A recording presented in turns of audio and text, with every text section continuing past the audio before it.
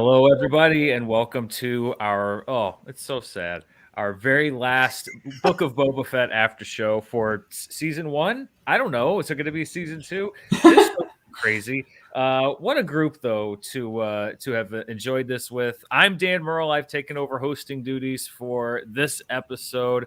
I'm joined, as always, by our wonderful panel, Jon the Outlaw Rocha, Laura Sirikul, Maggie Lovitt. Before we get started, everybody, just give us your plugs. Tell us where people can find you before we jump into all of the Rancor madness that was going on in this episode.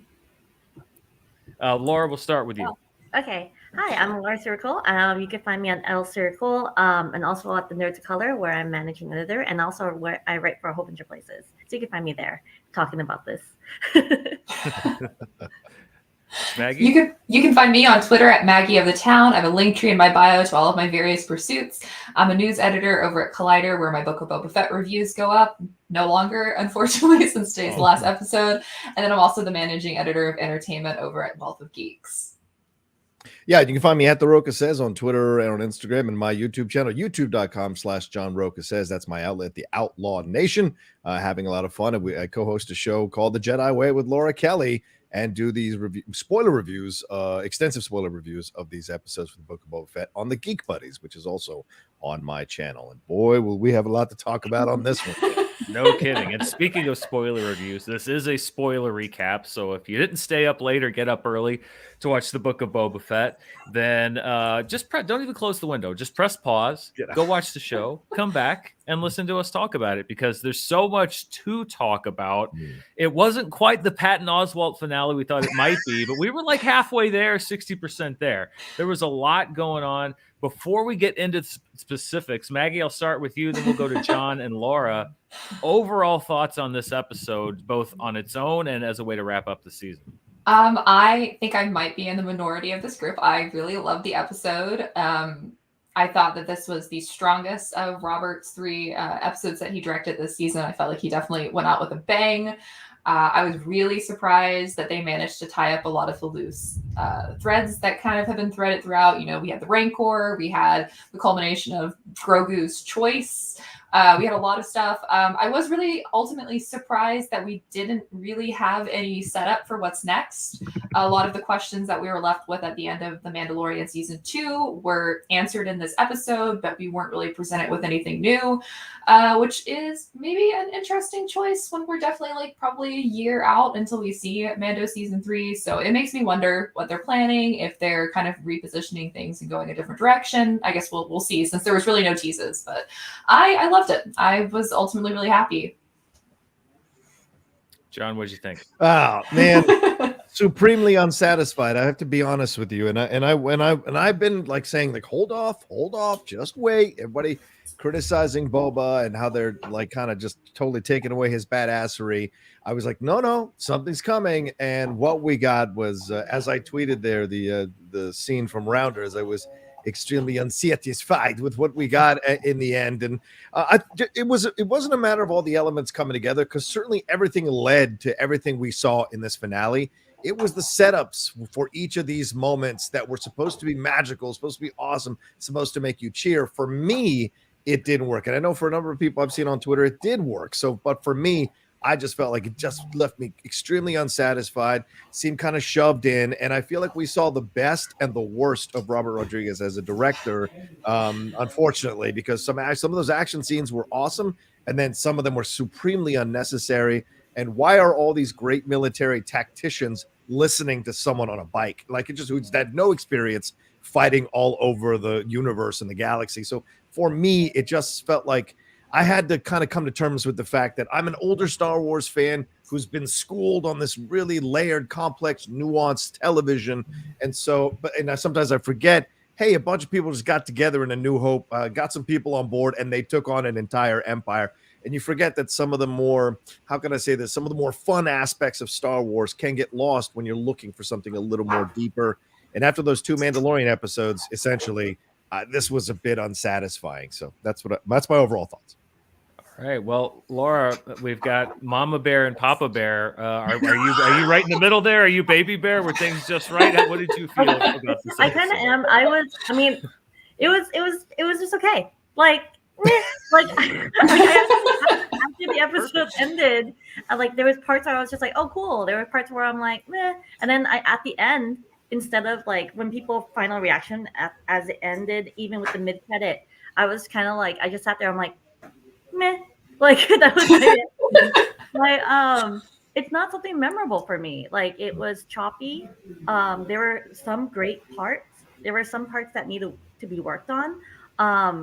And it was just like it was just a meh. Like if people were really like to ask me like what's your rating, it's not A, it's not F, it's just like a C, like an average score, because I just felt I didn't feel I wasn't like I think the last two episodes were great, but I just felt underwhelmed.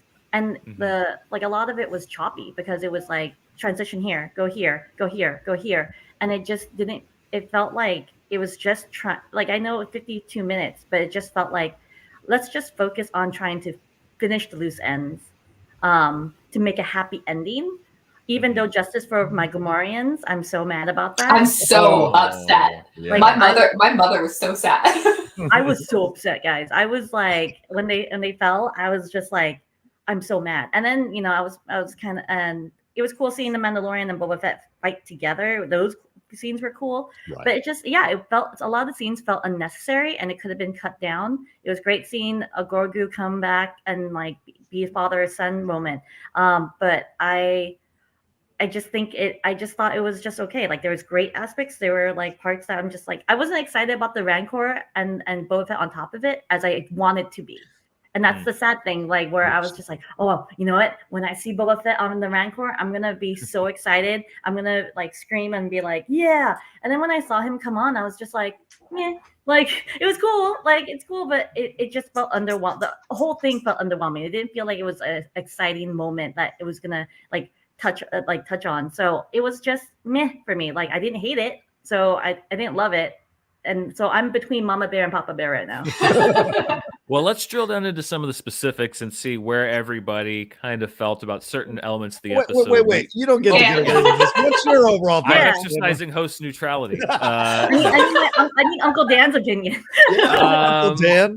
I thought it was fine. Yeah. Okay. So were you whelmed? You were neither over nor under? I was whelmed. Yeah, I thought there were some parts that were really cool.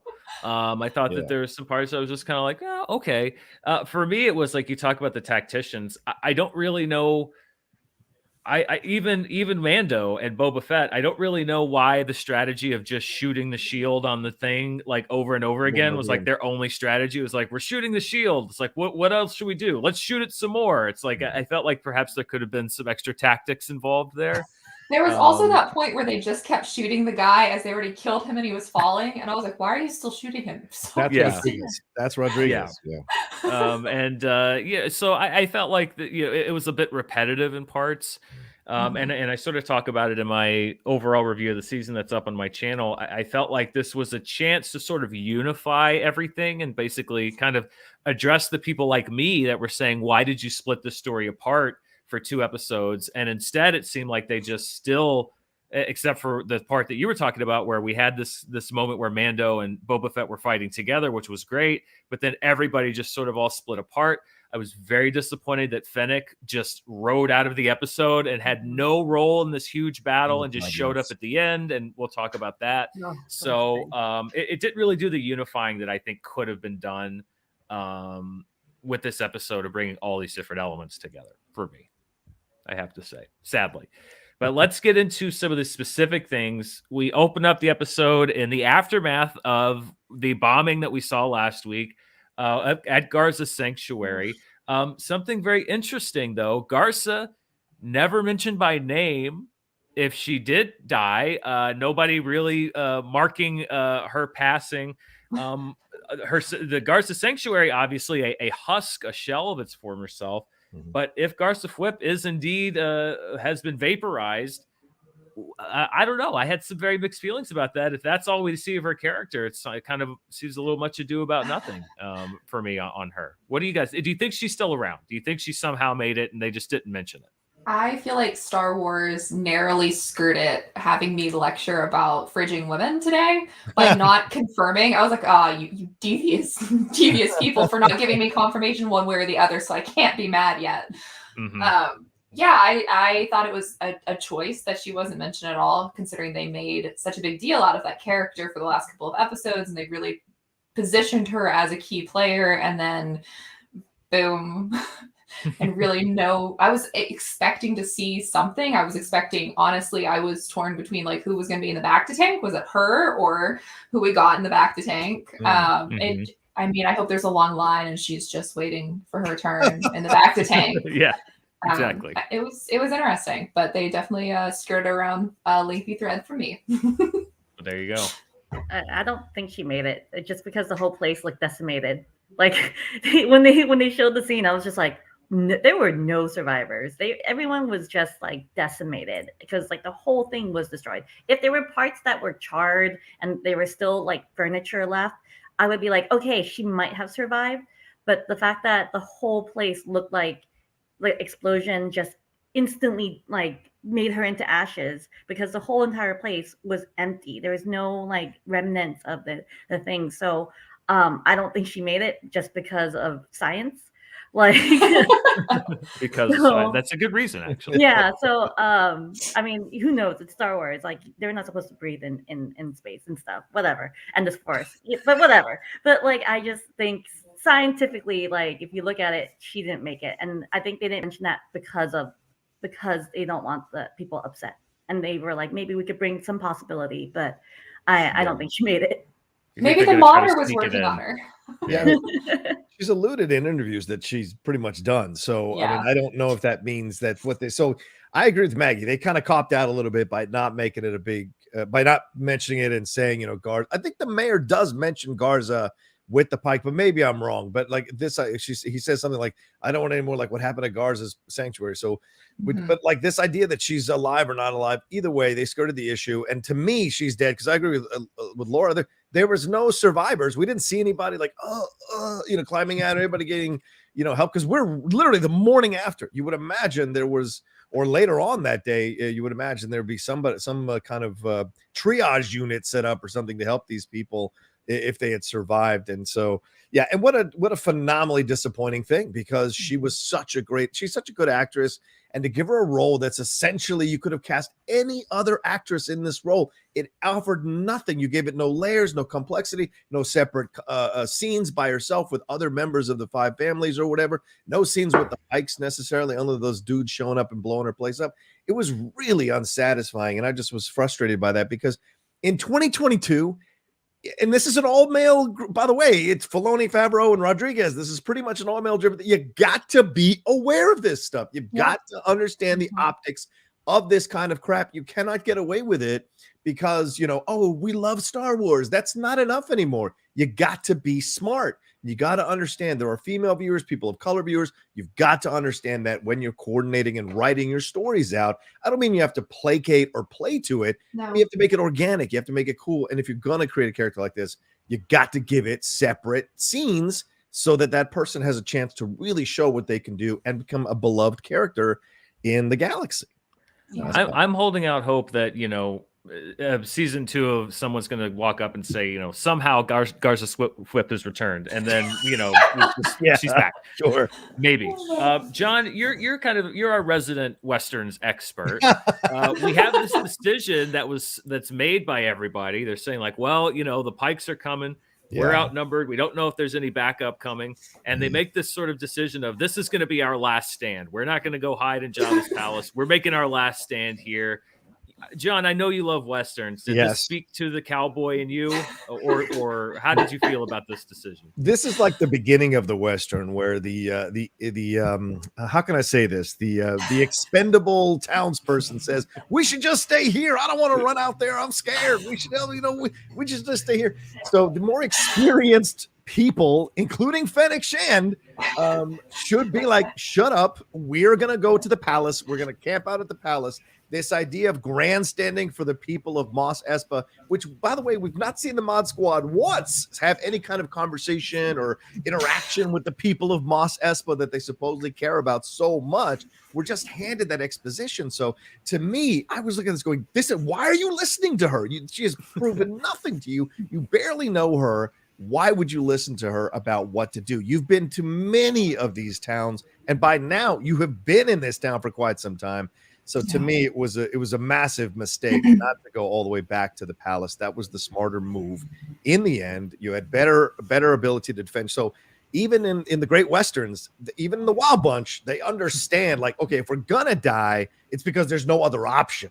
But if there is another option, we will take the other option and hold out as long as we can, because you gotta, as Star Wars likes, you gotta maintain the high road. You gotta or whatever. You gotta stay the high area. And just to me, it was a incredibly frustrating that they kind of forced everyone to listen to Thrash, and it proved she had nothing. Both of her ideas did not work out, so I don't know why anyone's listening to her. It was really interesting to me because I felt like it was very reminiscent of the season 1 of the Mandalorian finale, like holed up in like a very singular location, not really strategic. It's like, I don't want to bash Favreau because like he's fine, but he falls into very familiar like tropes in all of his writing, and he also relies so heavily on us to buy into characters' relationships that are never shown on screen. And I felt like that was kind of the issue with the Mod Squad, was that we wanted to believe that they had this connection. You know, later on she makes the comment about, I grew up a womp, you know, jump from here, and like they give us this very like exterior view of what their relationship is with Mos Espa. We never actually get the interior view, so it does break down that believability of why we're listening to them. Like, these are the kids of the people, like they have the voice of the people, but they don't, because we haven't seen it, and it is very difficult. So I do agree with you there, John. Like, it is very hard to believe that Fennec Shand would listen to them, and Boba too. And you're right, there's nothing in Sophie Thatcher or the character of Drash. It's about the writing. It's about the writing. Give her more to do. Give the Mod Squad. Let us get to know the Mod Squad. I think, and they're fun.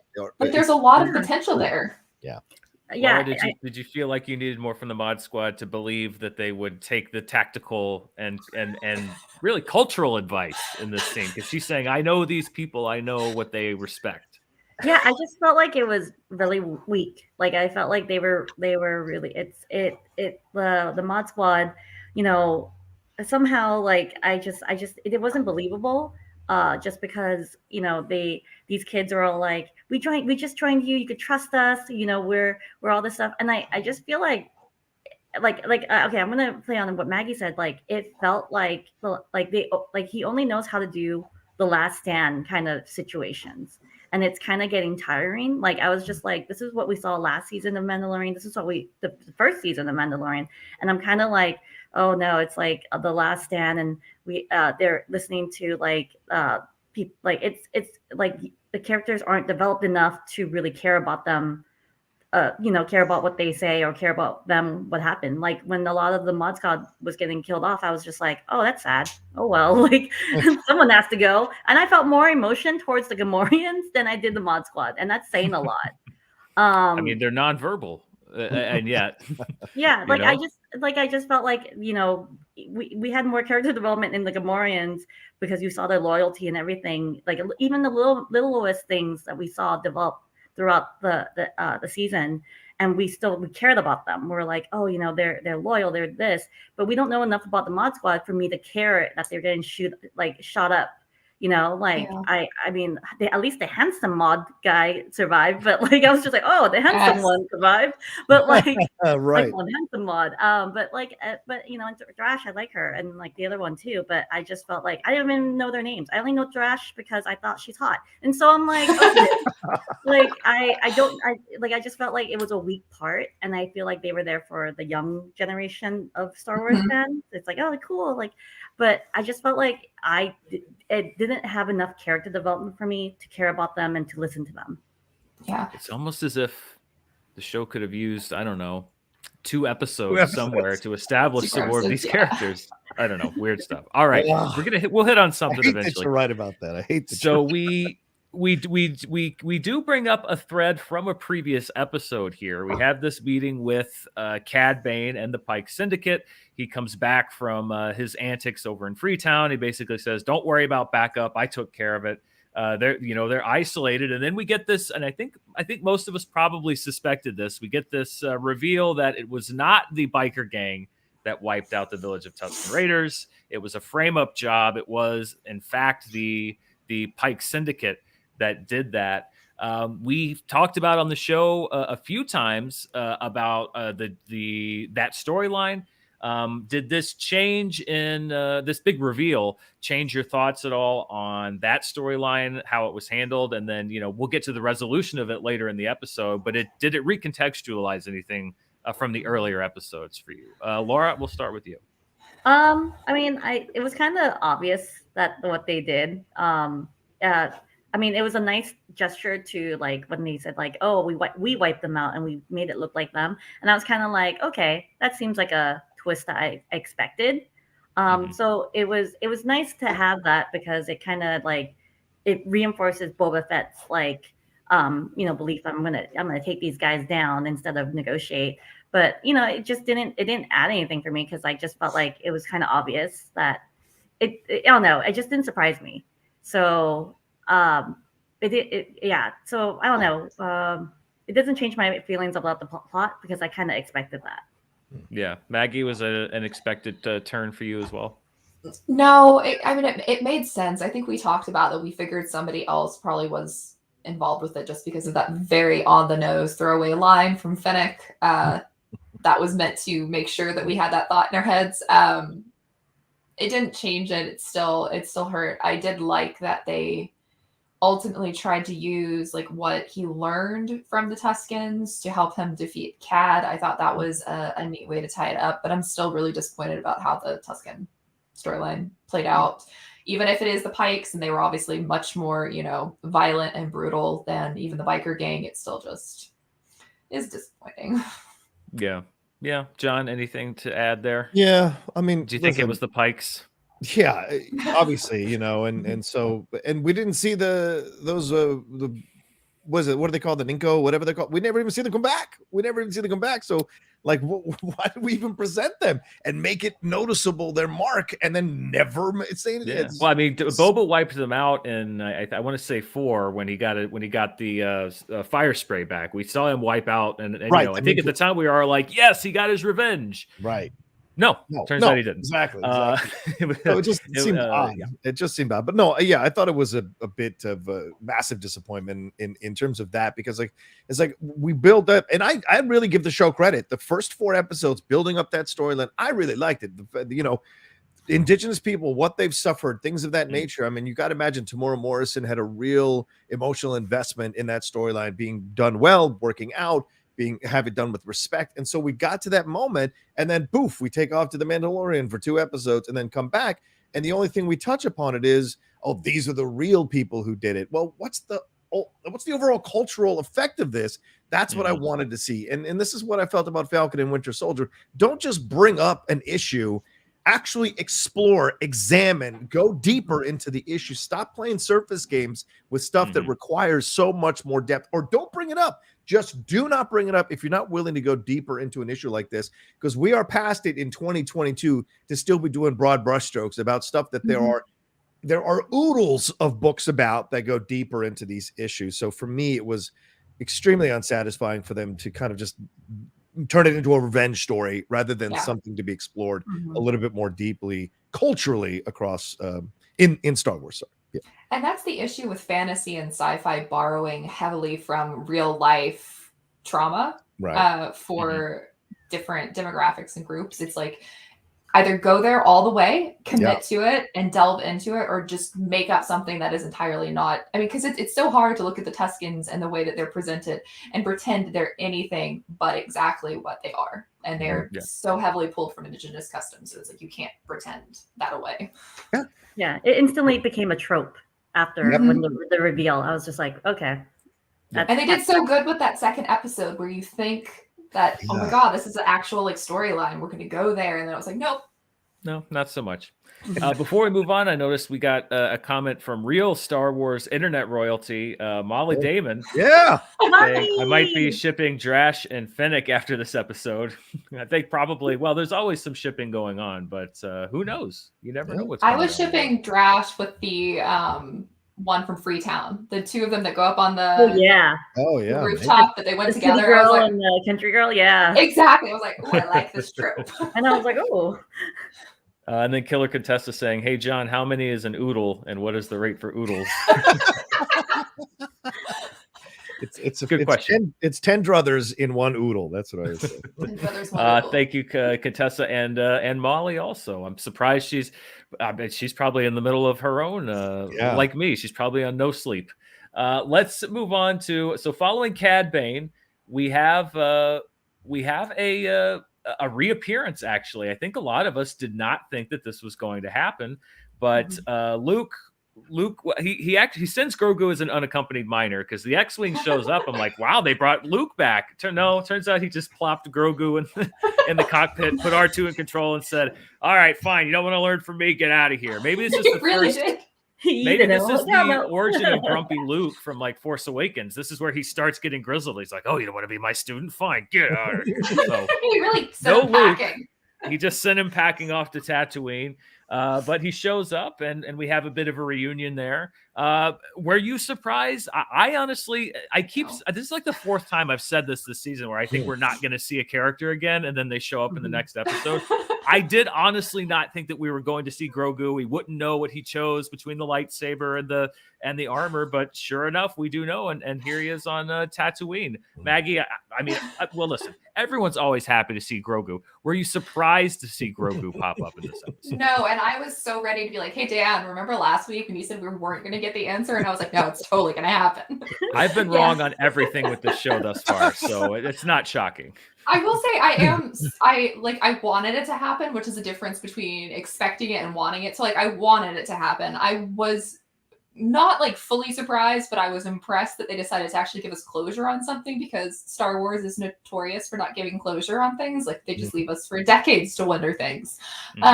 So I was really prepared to not know that choice. I like prepared myself, like, you're going to be disappointed this week by this. So like, just hold out. But when I saw the X-Wing, I was like, is it happening? And then when she pulled down his little shirt and you saw the armor, I was just like, I'm dead. If this is how I'm reacting to this, like, I'm going to lose my mind for Kenobi, for like any casual thing that I love. So yeah, I was really happy with that. And oh my God, that reunion scene, him launching himself into Din's arms. Oh my God, so cute. I mean, we did. Let's just go all the way there. Laura, we had a beautiful reunion between Din and Grogu. Although I did love the thought of like, Grogu, that's a terrible name. I'm not calling you that. That was a very funny line. But what did you think about these two finally resuming their really it's a father-son relationship is what it is. Well, I did not expect it this episode. Like I was thinking, oh, it's gonna be the Mandalorian, and then when they had it, I was just like, F it, it's so cute. It's catering to the fans who are obsessed with Grogu. Like, you know, like I'm obsessed with Grogu. I have like so many different dolls of him and toys of him. So when I saw him, I was like, oh, you know, I can't wait to see it for the Mandalorian. But when they showed it, I was just like, F it, F all I said. I just want my Grogu. And it's so cute seeing the dad and son moment.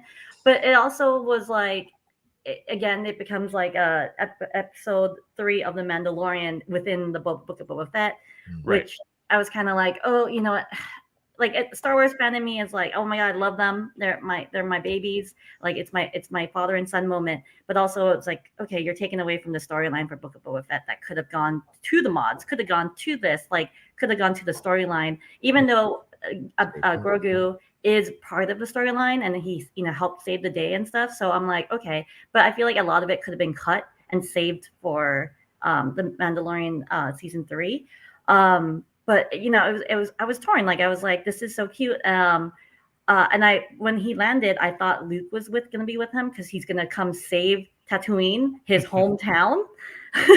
But instead, like it's like just Grogu. I was just like, because like my partner was like, hey, maybe Luke can come save his hometown, and I was just like, yeah, that'd be great. And then it was just Grogu. I was just like, no, He's just like, no, I'm good. I'm just gonna be in my little island and take care of it. But Well, that's my question is like, what was he doing? He didn't have any other students. It's not like he was busy teaching. I mean, and you're sending a child to like on a ship, but whatever. Like I was just like, I'll just let that be whatever season 3 if they're gonna address that. But I don't know. I didn't expect Grogu. I wanted him, but I didn't expect him, and I kind of was. I was torn. Star Wars fan, a Boba Fett fan. I was like the last 2 episodes. I was torn because love Grogu, just not Book of Boba Fett. It's not part of that. Yeah. John, do you think this is definitively the end of Grogu's Jedi training? And if so, does it sort of in retrospect make you look at the last season of Mandalorian and kind of go like, well, if it was only going to be like a 1 episode thing, then, because that's sort of how I felt was like, I'm not going to judge it entirely on what we know so far, but like if this is the extent of his training and it seems like that's the choice he's made, that sort of makes me look back at the whole, end of the last season and go like, oh, okay, interesting. Yeah, there were a lot of curious decisions in this finale made by the creators that makes maybe want to throw things around the room. Not in an angry way, just more like I don't understand because like to me, you essentially killed the entire season 2 of Mando by making this decision, by having him come back so quickly. I mean, I fully expected him to come back, though. I will say I'm in Maggie's camp. I did expect Grogu to come back. Luke was my question. And when he didn't show up in the X-Wing, I was like, you mothers, you're messing with my head. You're messing with my head. And him flying that thing, I'm like, wait, what? He doesn't get exhausted flying the X-Wing, but he get exhausted using the Force?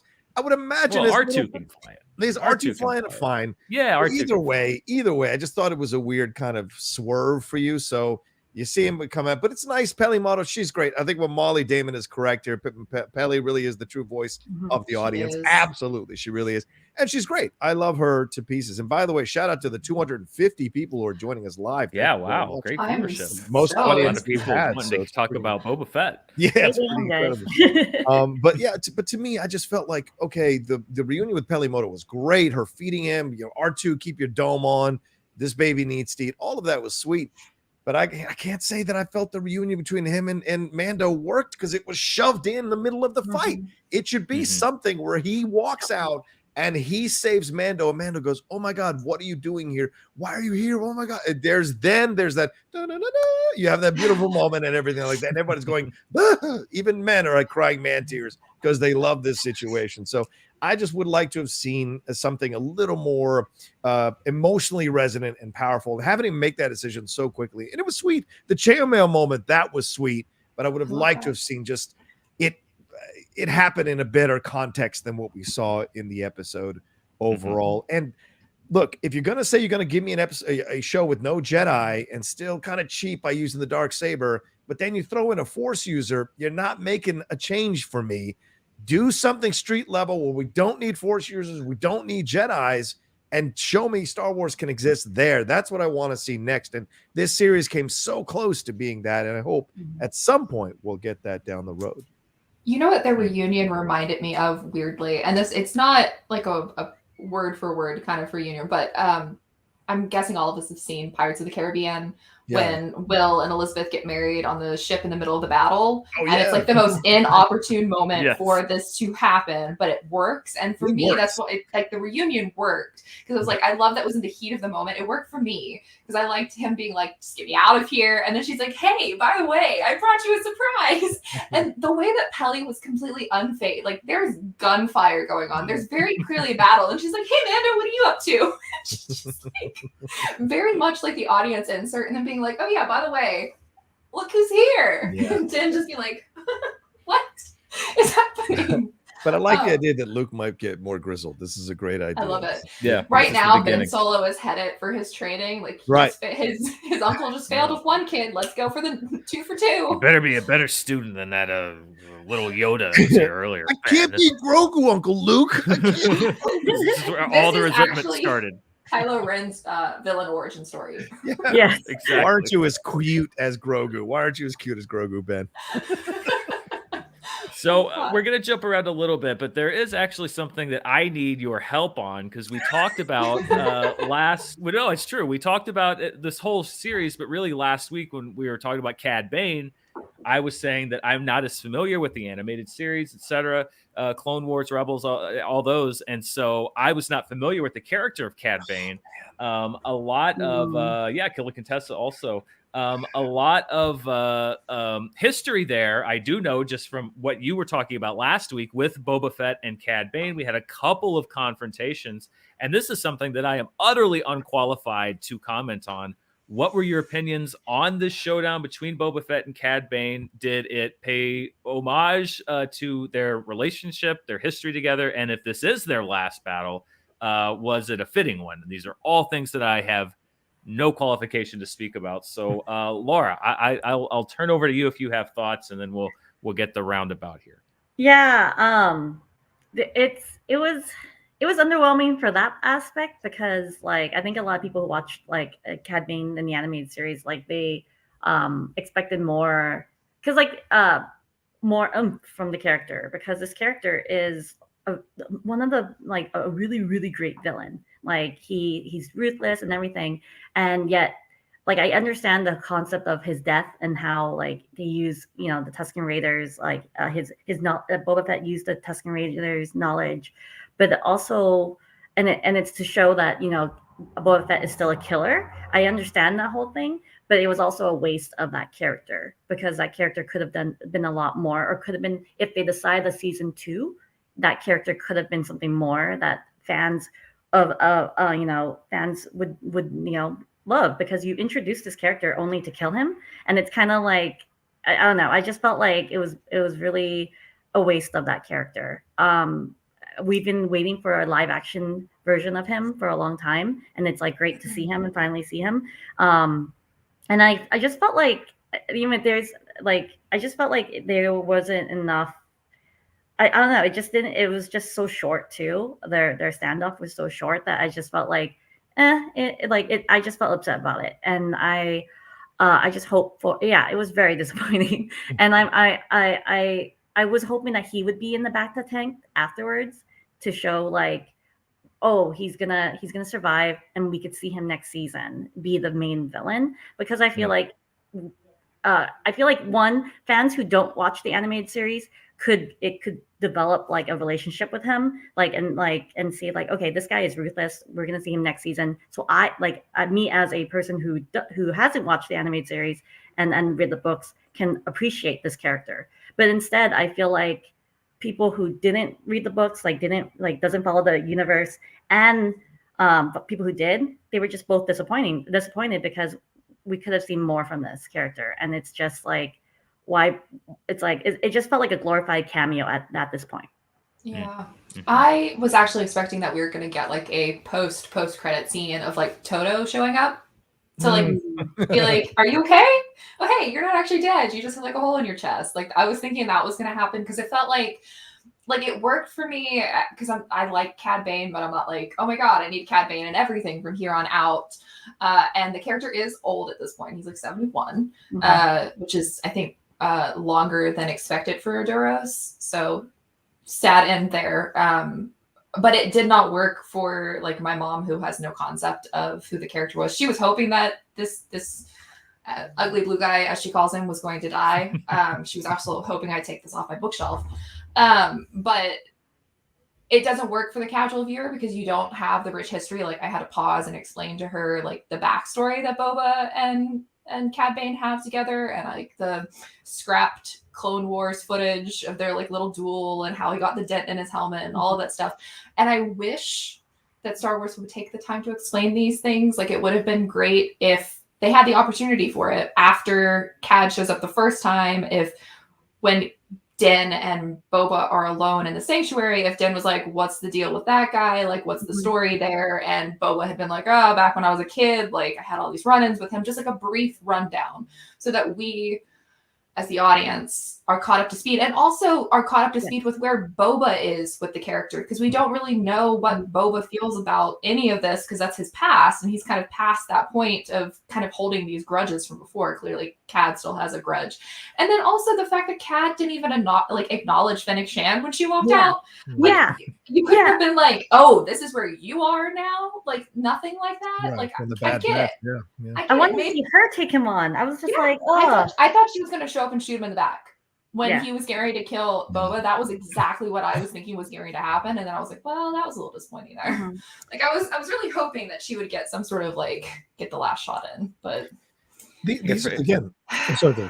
No, I was just say from an outsider's perspective, it was, you know, I remember it was kind of like when I was in college, I went and saw Jay and Silent Bob Strike Back, which was like the culmination of all the Kevin Smith movies to that point. But I hadn't seen like 2 of the Kevin Smith movies yet. And so there were characters that would pop up and like the audience would be like, and I was like, oh, okay, well, I'm sure if I knew what was going on, then this would mean something. And I felt that way with the whole Boba Fett thing last night, which was like, it definitely felt like a very epic thing, but at the same time, because, you know, I am not up necessarily on that character, and the show didn't really do a whole lot to explain to those who are uninitiated the history. It was just kind of like, I mean, this is a good fight scene, but it definitely did feel like I was missing something there. Mm-hmm. Yeah, there's a lot here, because I mean, their ability to pick and choose stuff, because the reference to the previous battle is a deleted scene from Clone Wars that's now canon. So when he was younger, when Boba Fett was closer to being a kid, so they talked about it in their back and forth, which I thought was cool. But then, as you two eloquently pointed out, the fact that we don't reference the Bad Batch thing with Fennec Shand at all, and she doesn't come in and say anything, she just tells him, "Hey, calm it down. Don't let your emotions get the best of you." It's like, I mean, don't you think Cad would be like, "No, don't listen to Fat took care of you. I'm gonna, after I'm done with him, I'm coming for you. Where's Omega? Goddamn!" I mean, there could have been something here that could, like, I didn't understand the picking and choosing of a Clone Wars thing, but then completely ignoring the Bad Batch thing. Also, Cad could have said, "Hey, did you know you have a sister?" Like, just to really dig at him, be like, if you hey. can reveal secrets about the Pikes and Tuskens, let's reveal the whole thing, man. The sister and everything. So, yeah, it was just strangely unsaid. And the decision, and he's not dead because you saw the thing beeping. I don't think he's dead. But still, that whole confrontation was so emasculating to Boba, for lack of a better term, because Cad got the best of him every single time. It was just right at the end where he used the stick in a kind of little bit of a cheat there to get the best of him, and then disarm him and then stab him and stuff. I thought it was really an unsatisfying finale. As you mentioned, Dan, as a Westerns fan, that was an extremely unsatisfying finale, because Cad Bane was clearly the better, at 71 years old, still the better warrior. And so you undercut the badassery of Boba Fett even more by having him resort to a last-second nefarious trick with the stick, which was, again, unsatisfying to the Tusken Raider storyline, that he uses the stick in that way. And instead of something that he leads with, it's something he pulls out in a sneaky, underhanded way to get the best of Cad Bane. And it just did not have the effect for me that I think they were hoping to have with that moment. Mm-hmm. I also didn't understand why Cad Bane kept being like, "Oh, you're going to be a murderer now? Oh, you're a murderer." I'm like, you are a murderer. Like, why are you? What is the semantics about? I like how he called him out, oh, why? It's like, cat calling the kettle, like the pot calling the kettle. Yeah, whatever that galaxy lingo for that was. Yeah. I kind of got that. Yeah, if Molly's right that he's dead, it's a really unsatisfying. I know. I'll be disappointed if he's dead. Yeah. Well, one thing that I did understand was something that we've been talking about since episode 3, I think, maybe 2. I forget which one. Boba Fett riding a Rancor. It was. I call it Chekhov's Rancor. You never introduce a Rancor in the first act that you're not prepared to use in the third act. And sure enough, Boba Fett flies away to go get reinforcements and comes back riding a Rancor. I'll say I dug the look. I liked how it was obviously a computer effect, but they animated it so that it still had that kind of stop motion feel. So it didn't feel like a total cartoon compared to the really great stop motion that was done in Return of the Jedi. And I think they've done that for a lot of the stuff, particularly with the TV. It kind of embraces the old technology, but at the same time, it's with the new. I thought it was a bit strange to have it be a good guy, but then a bad guy, so that Grogu could kind of do what he needed to do. But this was something that we have been talking about ever since Danny Trejo drove up on that platform with it. What was the wait for Boba Fett riding a Rancor? Laura, I know that you said you were a little underwhelmed just because the moment just didn't feel built up for you. Yeah. So is that kind of how you felt? I just felt like it was like, oh, we were because I was expecting like they're gonna have the Rancor. It's gonna be epic. It's gonna be it's all. But I was just underwhelmed. I'm like, he goes, I'll be back, and then you see the Rancor, and I'm just like, there was no build up. Like it was just like pew, pew, pew. It's like they're fighting, and then it's like, here's me on the Rancor. It's like I was like, cool, he's on the Rancor. But I just feel like the build up wasn't there. Yeah. James saying he didn't understand why the mods started shooting at the Rancor after it helped them. Yeah, I mean, it was a bit of a kind of a runaway animal type thing. I don't know. That was the thing that was a stretch for me, was like, it wasn't the Boba Fett part. It was making it turn so that now it's the bad guy, which was like, I think it did more damage to Mos Espa than the Pikes did, 100%. honestly. Oh, yeah. Oh, yeah. Yeah, you could, James Petty, you could add, I didn't understand why the mods ... like a Google search. Pretty much you could add that as your Google search overall about their actions throughout this episode. Yeah, look, the Rancor thing should have been epic. Like you said, we've all been waiting for it. It was teased. It goes all the way back to the Star Wars holiday special. This idea of Boba writing something big, he alluded to it. And so this was great. And Trejo, but we don't see Trejo. Why is Trejo? And there was an end shot of him in the last scene with him where he's like looking, going, oh, he'll be back. Don't you worry. It looked like he was going to betray Boba in some way, shape, or form. Possibly. We didn't even touch on that anymore. And we see him go and get the Rancor. Now, again, he's got a jetpack, but that Rancor still's got to get there. And if he was there in like a minute and a half and 90 seconds, are they on the Game of Thrones thing where they just can traverse land? Yeah, of course. It took Fennec the whole episode to get to Mos Eisley, but it took him no time to get there. Yeah. That's a great point. So I was just like, what? And then all of a sudden he shows up 90 seconds later. I thought it was so, again, underwhelming, unsatisfying. I wanted it to be, and I was more like, oh, of course, check that box. So I just, it just really could have had something. Yeah, and I agree with you, Dan. Then all of a sudden they start shooting at him. Like that seems like a logical decision to do of something that just helped you live. You're going to start shooting at it, and then go, the Rancor is going crazy. Yeah, because you're shooting at it. Calm down. That is true. That would make me angry too. Like, what are you doing? I just helped you. I did love that Din got a Fey Ray moment, being held by the monster on the top of the tower. Like, Din is the damsel in distress. I love this. I like the joke that they did. It's like, oh, don't worry, your dad's got this. Well, I spoke too soon. Like, I love that joke. That was like, hey. Does Pelly have a new boyfriend? I have to know. Oh yeah, the Major Domo. The way he had his arm around her and everything. Yeah. I thought I got some vibes. That's my new dick couple, guys. I ship that couple 1,000%. Now, I did want to talk about Fennec. Like her biggest contribution to this episode was she takes out the gangland, the local warlords who all turned on Boba, which is, I think that's great. That's a very Fennec thing to do. And then she takes out the head of the Pike Syndicate, which I don't necessarily have a problem with. I mean, Fennec is a badass. We know that, and of course she would do that. Again, it's sort of like what you're saying, John. It's not a character thing. It's a story thing, because you've laid this thing where you've revealed that the Pike Syndicate was the group behind the slaughter of the Tuskens. Narratively, for me, I think for that to be a satisfying story beat and not just a kind of a twist, you have to have Boba do that. Boba has to be the guy that takes out the Pikes, and instead you have Fennec take him out, and then it's never mentioned. Boba never says anything about it. That for me was a bit of a weird beat, because I feel like that would have been very like that would be a really great end of the season moment. This one-on-one showdown where Boba like gets to like, he kind of sheds his peaceful ways because he can now avenge this community that took him in, and they just sort of went like, nah. Is that just me, or was it just kind of a great Fennec moment that sort of outweighed the potential for a Boba moment there? I think both things can be true, and I think you're absolutely right. I think it was a fantastic, badass Fennec Shand moment. It Mhm. reminded me a lot of this of some of the scenes in Haywire with Gina Carano, to bring up a name here. But in Haywire, when she would sneak in and just kind of dismantle people left and right, it was pretty badass. So seeing her do that in that sequence was awesome. That being said, she disappeared for 20 minutes, 30 minutes of that episode, or whatever.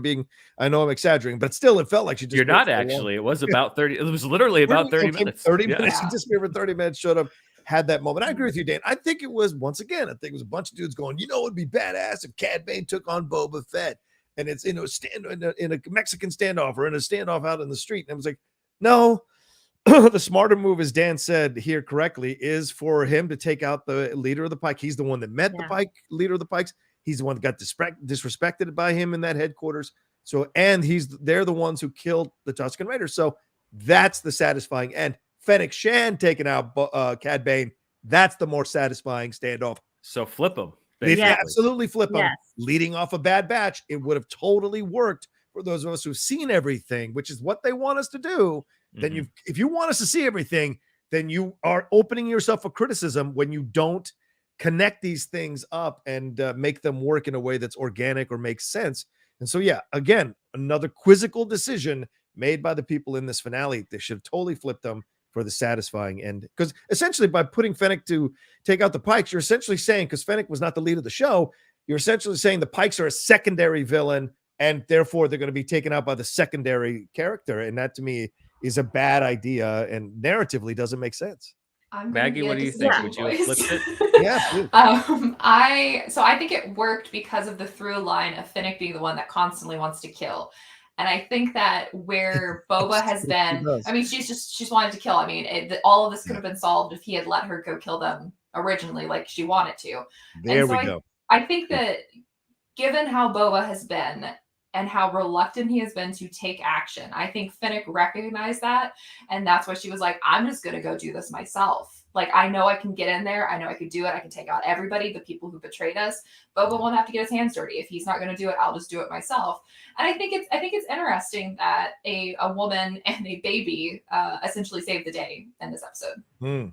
Like, I thought it was interesting. An interesting note to kind of close out on for this chapter of the story. But yeah, I mean, that's, I think, where I rationalize with Fennec, because I very much would have done the same thing. Like, I cannot stand people who do not take action. And I think that she saw that with him, especially when he's like, oh yeah, we're going to stop the spice trade. And she's like, that's where we get our money. Like, you are not smart. Like, I could just see, like, and we've seen it throughout the season, and I think a lot of it goes to Ming-Na, because I'm not entirely certain how much of it is scripted, but a lot of the like side eyes and eye rolls, like, this dude does not know what he's doing. And I think that helped with that payoff. I could see definitely how it would be cool to flip it and have her go off against Cad, but I feel like we would almost have needed another episode for that payoff to work, for more of the tension between them, especially for people who aren't watching The Bad Batch or even Clone Wars for that matter. Yeah, that's where I am. I feel like it was Fennec being like, I'm just going to do this myself, and be like, you see, we could have had a whole like 2 episodes of this show, and we could have been done if I had just taken things. The show would be done in 1 episode, Maggie. The show would be done in 1 100%. It's true. It was such a waste of Fennec and Cad Bane not having any interaction at all. But also, I felt like, yes, it was great seeing her be an assassin, and I was like, this is amazing. She's like a badass. But also, I just felt like wrong, because it's like she's always doing his dirty work instead of him doing it. And I'm like, stop using women to do your dirty work, especially women of color. But like, stop, and like, because he's supposed to be showing that he's a badass, but instead you're having your second in command do all the dirty work, and she has no benefit from it. You know, and it's like, there's still no reason why she's really helping him out. Like, we're equals, but does it feel like it? No, it doesn't feel like it.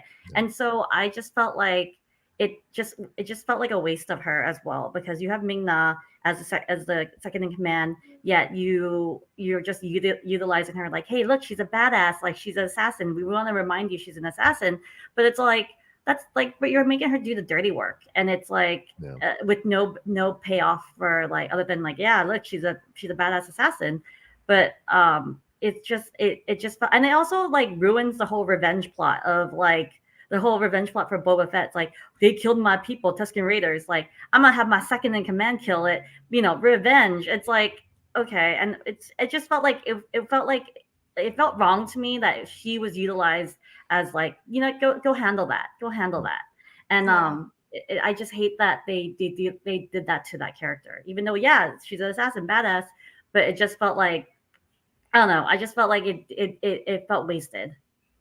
Yeah, I agree. I don't know the logistics of it, but I would love it if, for all other shows that are set subsequent to this, if they could just have Fennec just be there always, because like any scene where you can just cut to Ming-Na, just whatever reaction she has is always, it makes every scene better. I love her or just so like, much. just have her roll her eyes and walk out and just go just go fix everything. It would just make things so much better, because that's been like one of my favorite things is just like, even if it's a very dry scene, all you have to do is cut to whatever Ming-Na Wen's doing in that scene, and then it all makes sense. So I would like that. She knew Drash was wrong, right? She looked at when Drash said, "Let's stay here."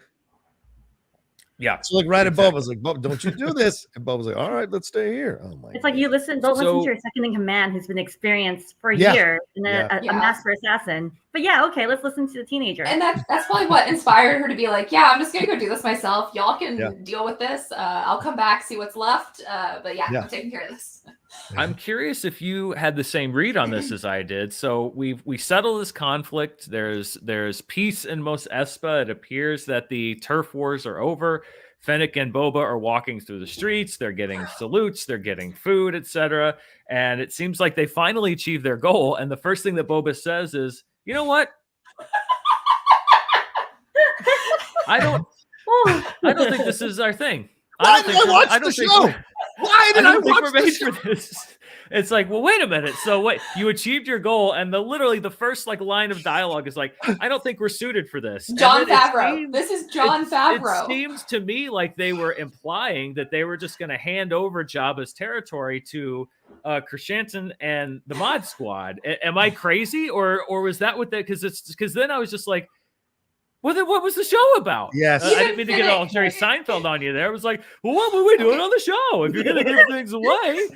My evil gremlin brain was like, this was Jon Favreau being like, y'all asked for a Book of Boba Fett show, and now I'm even asking, why do we do this?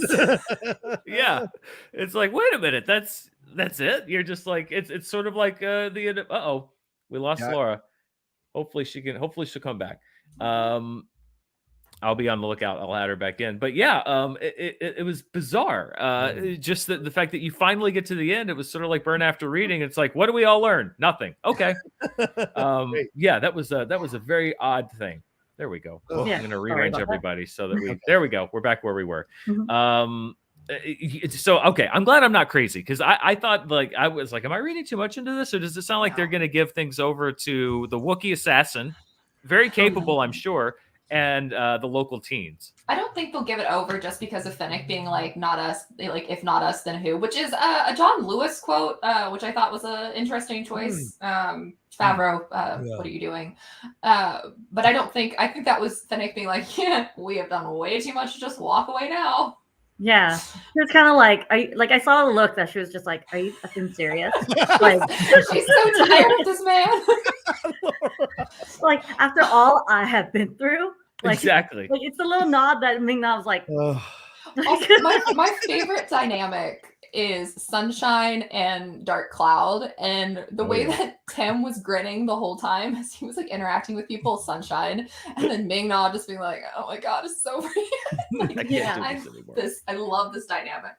As soon as he said the line, Dan, I stopped the show, walked out, and got back in bed with my girlfriend for like 10 minutes. I was like, "Honey, I just need 10 minutes. Can I just take 3 minutes for a second?" What happened? What happened on the show? Oh god! He literally said, maybe we shouldn't be in charge of I don't think we're suited for this. Like, maybe you should have done that before you had the big battle with just give it to the Hutts then. Let the Pikes come in and slaughter all the Hutts, and then you're just, tooling around the galaxy. Because, that was weird. I mean, there's a lot of weird moments. So we've maybe reached the end of Boba Fett and Tatooine. We'll see. But there were two kind of outstanding things. One of them being we seem to have a space adventure restarted with Mando and Grogu zipping through space in the new ship. Grogu got his knob back. I love that that Mando just kept that little knob on him and was ready to just toss it to him if he came back. But then they're zipping off into space. Where do you think they're headed? Are they going to Mandalore? What do you think? What do you think's in store for them? Literally no idea. Yeah, I think it's a great point, Dan Mandalore, because he's got to still purify himself in the waters, doesn't he? So I imagine that's going to be the next trek and I imagine season 3 is going to be about him breaking free from this sect in some way. Especially we had that interaction and we kind of glossed over, but he had the interaction between Boba and Mando where Boba says to him, "You still believe in that claptrap," or whatever he says, and Mando goes, "Yeah, absolutely," and then he goes, okay, good. Yeah, it's going to help me out. You still believe in that. That's good. Yeah, you're not going to leave me. That's great. Right. Matt, So you just seem delighted that they were going into space. You don't really care where they're going, right? Oh yeah, no.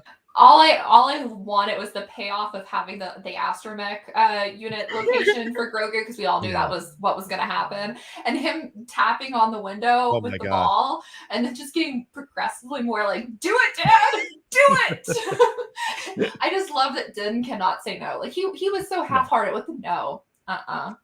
All right, and then Fine. it just brought me so much joy. I try to grab onto the things that like delight me and don't make me annoyed, because I'm still annoyed about the Garza Fwip thing. So I was like, this makes me happy. I'm holding on to this. That's good. But are there no seatbelts though, guys? Because like he was like think, and then they was like and I'm just like, you can't get your head like I was just like I thought he was thinking, because I thought he was trying to sit on his lap, like thinking I want to come and sit on your lap, and I was just like, oh, how cute. And instead it's like go, and I'm like I was just like, okay, there's no seatbelts, it's not safe. Like, but whatever. And where are you going to put the bounty? But okay, whatever. They're not going to do that anymore. That's why they're going to go off on adventures together. It's true. So that was the end of the episode proper. Although we did have a mid-credit sequence that revealed that Cobb Vanth, who I was concerned had been killed off screen, is not in fact dead. He is in a bacta tank, and then we get our favorite mod doctor, who appears to be ready to do some upgrades, Fennec Shand style. So Cobb Vanth alive and well. Where do we? Oh, look at that! There he is. There he is. Oh my Cobb Vanth, God, ladies and gentlemen, special guest on the show. I love it. If they do too many mods, you're gonna have to buy a new one, Maggie. I know it's gonna be out of so date. tragic. I'll have 2 Cobbs for the price of 1. Do we see him staying on Tatooine? I think one of our viewers, Nomo Fomo, said maybe Cobb Vanth will take over, especially with the bacta tank revealed. What do you think his future role is, either on or off Tatooine? Laura, what do you think? I think you don't waste Timothy Oliphant, even though I said that about Jennifer Beals. You don't waste Jennifer Beals, but then look what happened. But yeah, like I feel like we're gonna see him again. Obviously, you don't waste Timothy Oliphant. So I just feel like we're gonna see him again, and we're gonna see him all hot and teched out. So I'm excited because I love Timothy Oliphant. You don't waste him. And yes, he's hot. Okay, go on. John, do you think he's going to go in and whip those teenagers into shape? I know you're annoyed by the mod squad. Maybe he comes in and is like their mentor. What do you think? Now, let me tell you something, guys. How about you don't ride bright colored motorcycles into a battle when you've got assassins sitting on top of buildings so they can see you clearly, and bright red leggings so they can see you clearly, and all white outfits so they can see you clearly. Yes, I hope he does absolutely school them on actually how to fight and how to camouflage and stay out of sight so you can have the advantage. But no, I do think he is going to take over Mos Espa. So do we have a Cobb Vanth series coming? I love that. I would be very, very interested to see, because as Laura said, you don't waste Timothy Oliphant. They've only put him in 2 episodes of Star Wars. That's it. 2, and then 1 lying down episode, or 1 scene here lying down. So it's kind of a waste of Timothy Oliphant in the end. So I'd like to see him get his own series here, because he deserves it. And then maybe that's the street level Star Wars that I'm desperate to see. And then so then we go, well, we did all of this so that Cobb Vanth could take over. We're going to go off on our own space adventures. And as Temuera Morrison said, he's going to go get revenge on Mace Windu. So that'll be interesting in season 2 of Book of Boba Fett. But yeah, he's totally taken over. Yeah.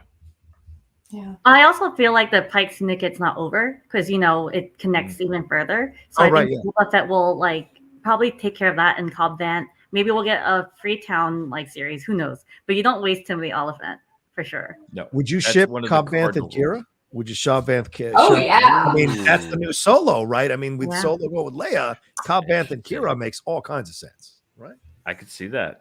John, you just blew my mind. All right. This Well, is great. we had a lot to talk about, so we ran a few minutes over. So I don't want to run us too far over. So let's do one more round robin. The Book of Boba Fett is now closed, or at least this part of the Book of Boba Fett is closed. What's next for you? I think we've all pretty much said what we thought of this show, but what's next for you, and what are you looking forward to next in the Star Wars universe? What are you hoping is next, whether it's Mando season 3? What's on the horizon for you? Well, we'll start with John, and we'll go to Maggie, and we'll wrap up with Laura.